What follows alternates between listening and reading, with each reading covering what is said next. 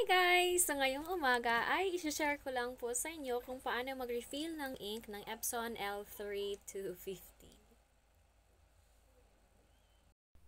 Okay, ang una po ay kailangan mong buksan or kailangan mong i-open yung that one.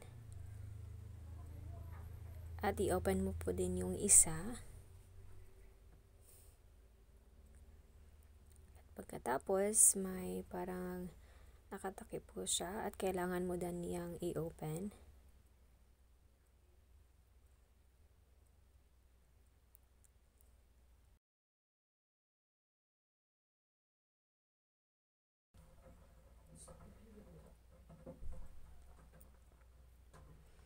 At kailangan mo din niyang lagyan ng butas.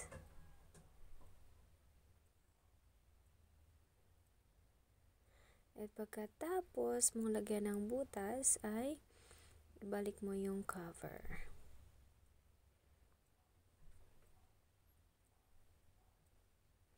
Ayan. Okay. At nandyan na. Pagkatapos nyan ay ilagay yung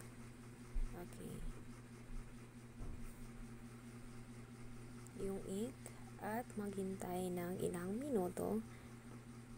At ganyan ang gagawin para ma-refill ang ink ng Epson L3250.